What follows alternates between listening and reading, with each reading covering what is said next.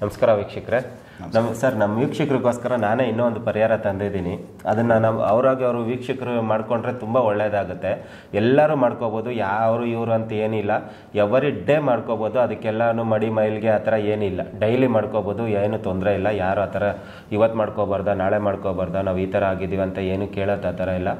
ಏನೇ ಸಮಸ್ಯೆ ಇದ್ದರೂ ಅದು ಡೈಲಿ ಸ್ನಾನ ಮಾಡುವಾಗ ನೀವು ಇದನ್ನು ಯೂಸ್ ಮಾಡಿ, ನೀವು ಮಾಡೋ ಸ್ನಾನದ ನೀರಲ್ಲಿ ಈ ಐಟಮ್ಗಳನ್ನೆಲ್ಲ ಮಿಕ್ಸ್ ಮಾಡಿಕೊಂಡು ನೀವು ಇದನ್ನು ಡೈಲಿ ಸ್ನಾನ ಮಾಡ್ತಾಯಿದ್ರೆ ನಿಮ್ಮದು ಆರೋಗ್ಯ ಸರಿ ಹೋಗುತ್ತೆ, ಐಶ್ವರ್ಯ ಬರುತ್ತೆ. ಮತ್ತು ನಿಮ್ಗೆ ಏನೇ ಕೆಲಸ ಕಾರ್ಯಗಳು ಅಡೆತಡೆಗಳಿದ್ರು ಎಲ್ಲ ಥರನೂ ನಿಮ್ಮ ಜೀವನ ಸರಿ ಹೋಗುತ್ತೆ, ಆರ್ಥಿಕ ಪರಿಸ್ಥಿತಿನೂ ಸರಿ ಹೋಗುತ್ತೆ. ದಿನೇ ದಿನೇ ನಿಮ್ಗೆ ಯಾವುದೇ ಗಾಳಿ ಗ್ರಹಗಳು ದೋಷ ಏನೋ ನಮಗೆ ಆ ಥರ ಪ್ರಾಬ್ಲಮ್ ಆಗಿಬಿಟ್ಟಿದೆ, ಯಾರೋ ಏನೋ ಮಾಡಿಸ್ಬಿಟ್ಟಿದ್ದಾರೆ ನಮಗೆ ಅಂತೆಲ್ಲ ಆತಂಕ ಪಟ್ಕೊಂಡು ತುಂಬ ಜನ ಕಷ್ಟದಲ್ಲಿ ಸಿಕ್ಕಾಕೊಂಡು ಅವ್ರಿವ್ರಿಗೆ ಕಾಲ್ ಮಾಡಿ ಕೇಳ್ತಾ ಇರ್ತಾರೆ. ಇದು ನೀವು ಮನೇಲಿ ಮಾಡ್ಕೊಳ್ಳಿ, ತುಂಬ ಒಳ್ಳೆಯದಾಗುತ್ತೆ, ನಿಮಗೆ ಎಲ್ಲ ರೀತಿಯಿಂದನೂ ಅನುಕೂಲ ಆಗುತ್ತೆ ಸರ್. ಇದು ಯಾವ ಥರ ಮಾಡಬೇಕು ಅಂದರೆ, ಡೈಲಿ ನಾವು ಬಿಸಿನೀರು ಇಟ್ಟಿರ್ತೀವಲ್ಲ ಸರ್, ಬಕೆಟು ಸ್ನಾನಕ್ಕೆ ನೀರಿಟ್ಟಿರುವಾಗ ನೀರಲ್ಲಿ ಫಸ್ಟು ಉಪ್ಪು ಹಾಕಬೇಕು ಸರ್. ಅದಕ್ಕೆ ಉಪ್ಪು, ಸ್ವಲ್ಪ ಅರಿಶಿಣದ ಪುಡಿ, ಒಂದು ಚಿಟಿಕೆ ತುಪ್ಪ, ಹಸುವಿನ ತುಪ್ಪ, ಅದ್ರ ಜೊತೆಗೆ ಲಾವಂಚ ಬೇರ್ನ ಪುಡಿ ಮಾಡಿ ಇಟ್ಕೋಬೇಕು. ಲಾವಂಚ ಬೇರ್ನ ಅವರು ಮಿಕ್ಸಿಲಿ ಹಾಕಿನೋ ಇಲ್ಲ ಕುಟ್ಟಿನೋ ಪುಡಿ ಮಾಡಿ ಅದನ್ನು ಮಿಕ್ಸ್ ಮಾಡಿ ಇಟ್ಕೋಬೇಕು. ಅದ್ರ ಜೊತೆಗೆ ಆ ಲಾವಂಚ ಬೇರ್ಗೆ ಅರಿಶಿಣದ ಪುಡಿನೂ ಮಿಕ್ಸ್ ಮಾಡಬೇಕು. ಅದ್ರ ಜೊತೆಗೆ ಯಾಲಕ್ಕಿನೂ ಮಿಕ್ಸ್ ಮಾಡಬೇಕು ಸರ್.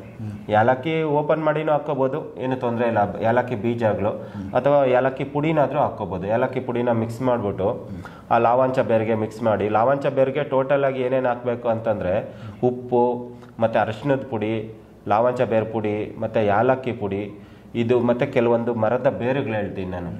ಅರಳಿ ಮರದ ಬೇರು, ಅದಾದಮೇಲೆ ಬಿಲ್ವ ಪತ್ರದ ಬನದ ಬೇರು. ಅದು ಯಾವುದೇ ಈಶಾನ್ಯ ದಿಕ್ಕಿಗೆ ಹರಿದಿದ್ರೆ ಓಕೆ, ಇಲ್ಲ ಅಂತಂದ್ರೂ ಪರವಾಗಿಲ್ಲ, ಯಾವುದೇ ದಿಕ್ಕಲ್ಲಿರೋ ಬೇರನ್ನ ತೊಗೊಂಬರ್ಬೇಕು.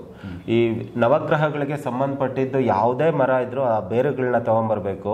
ಹಂಗನ್ಬಿಟ್ಟು ಮರನ ಕಡ್ದ್ಬಿಡ್ಬೇಡಿ ಯಾರು, ದಯವಿಟ್ಟು.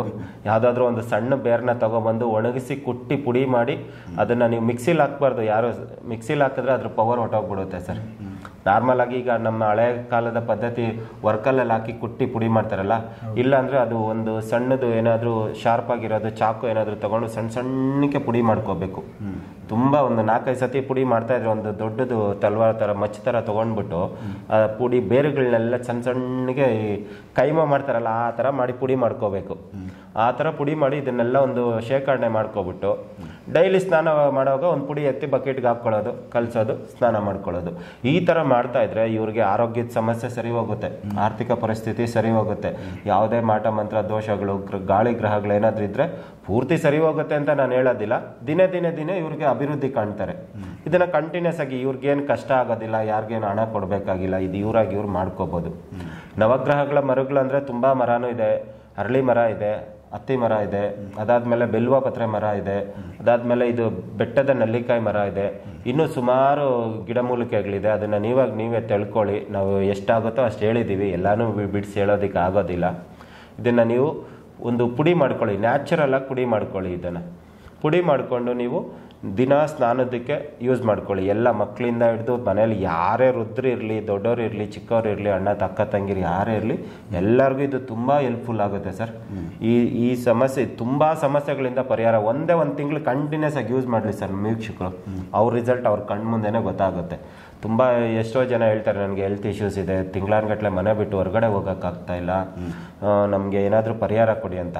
ಆದರೂ ಕೇಳೋ ಬದಲು ಇದನ್ನೇ ಮಾಡ್ಕೊಳ್ಳಿ. ನಿಮಗೆ ತುಂಬ ಜನ ಹೇಳ್ತಾರೆ ನಮ್ಮ ಹತ್ರ ಹಣ ಇಲ್ಲ ಸ್ವಾಮಿ, ಸ್ವಲ್ಪ ಕಷ್ಟದಲ್ಲಿ ಸಿಕ್ಕಾಕೊಂಡಿದ್ದೀವಿ, ಆರ್ಥಿಕ ಪರಿಸ್ಥಿತಿ ತುಂಬ ಹದಗೆಟ್ಟಿದೆ, ಕೆಲ್ಸಕ್ಕೆ ಹೋಗ್ತಾ ಇಲ್ಲ ಅಂದಾಗ, ಕೆಲಸ ಬೇಕಾ? ನೀವು ಎಲ್ಲ ಥರ ಸಮಸ್ಯೆಗಳಿಗೂ ಇದು ತುಂಬ ಹೆಲ್ಪ್ಫುಲ್ ಆಗುತ್ತೆ. ಇದನ್ನು ಮಾಡ್ಕೊಳ್ಳಿ ವೀಕ್ಷಕರೇ, ತುಂಬ ಒಳ್ಳೆಯದಾಗುತ್ತೆ.